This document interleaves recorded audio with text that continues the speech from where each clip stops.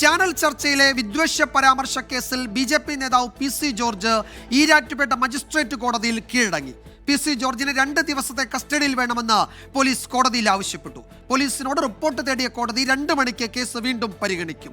ഏറ്റവും പുതിയ വിവരങ്ങൾ ടോബി ജോൺസൺ നൽകും. ഒപ്പം ശ്രീജിത്ത് ശ്രീകുമാരനും വിശദാംശങ്ങളുമായി ചേരുന്നു. ടോബി, കോടതിയിൽ എന്തൊക്കെ നടപടികളാണ് ഇന്നുണ്ടായത്?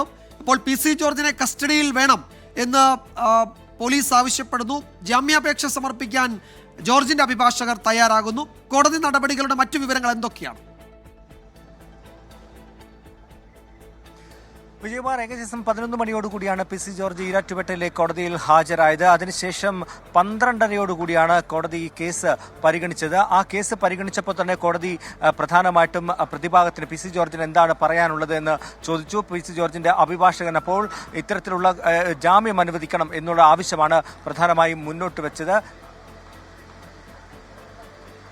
ഹലോ ടോബി, കേൾക്കുന്നുണ്ട്?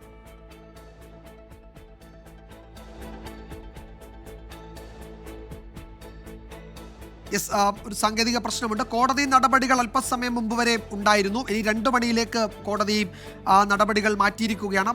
ജോർജിന്റെ ജാമ്യാപേക്ഷ പരിഗണിക്കുന്നുണ്ട്. കസ്റ്റഡിയിൽ വേണമെന്ന പോലീസിന്റെ ആവശ്യവും പരിഗണിക്കും. ടോബി, തുടരാം.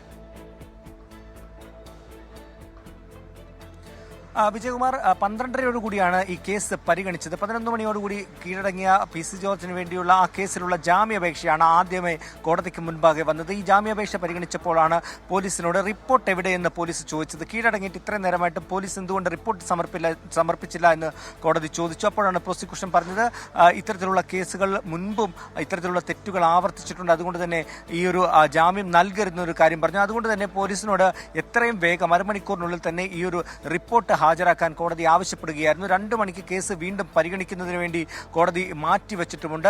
എന്തായാലും പ്രതിഭാഗം ഇതിൻ്റെ അകത്ത്, അതായത് PC ജോർജിന് വേണ്ടി ഹാജരായ അഭിഭാഷകൻ പറഞ്ഞത് അദ്ദേഹത്തിന്റെ പ്രായം പരിഗണിക്കണം, ഒപ്പം തന്നെ മുൻപ് MLA ആയിട്ടും അതുപോലെ തന്നെ ചീഫ് വിപ്പായിട്ടിരുന്ന ജനപ്രതിനിധിയായിട്ടിരുന്ന ആളാണ്. അതുകൊണ്ട് തന്നെ ഈ കാര്യങ്ങളൊക്കെ പരിഗണിച്ചിട്ട് വേണം അദ്ദേഹത്തെ കസ്റ്റഡിയിൽ വിടുന്നത് അടക്കമുള്ള കാര്യങ്ങൾ തീരുമാനമെടുക്കാൻ. ജാമ്യം അനുവദിക്കണമെന്നൊരു ആവശ്യമാണ് പ്രധാനമായിട്ടും പ്രതിഭാഗം PC ജോർജിന്റെ അഭിഭാഷകൻ മുന്നോട്ട് വെച്ചത്. എന്നാൽ പ്രോസിക്യൂഷൻ ഇതിനെ ശക്തമായി എതിർത്തു.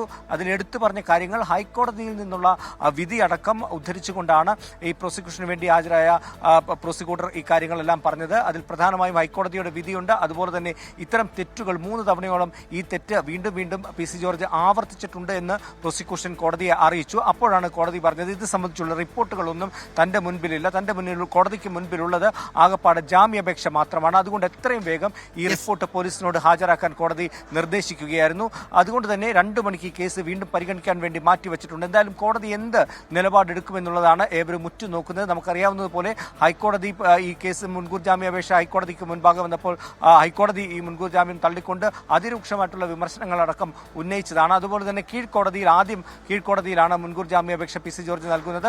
കോട്ടയം സെഷൻസ് കോടതിയിൽ നൽകിയ ആ ജാമ്യാപേക്ഷയും അന്ന് തള്ളിയിരുന്നു. അതിനൊക്കെ കാരണമായി ഉണ്ടായിരുന്നത് ഹൈക്കോടതി വിധിയുടെ ലംഘനം വീണ്ടും വീണ്ടും നടത്തുന്നു എന്നുള്ള ഒരു കാരണം ചൂണ്ടിക്കാട്ടിക്കൊണ്ടാണ് കോടതികൾ ഈ ഒരു മുൻകൂർ ജാമ്യാപേക്ഷ തള്ളിയത്. അതുകൊണ്ട് തന്നെ ഇപ്പോൾ ഈ കേസ് കീഴടങ്ങിയതിനു ശേഷം വീണ്ടും കോടതിക്ക് മുൻപാകെ വരുമ്പോൾ ഇക്കാര്യങ്ങളെല്ലാം പരിഗണിക്കുമെന്ന് തന്നെയാണ് മനസ്സിലാക്കാൻ സാധിക്കുന്നത്. 2 മണിക്ക് കേസ് വീണ്ടും എടുക്കും.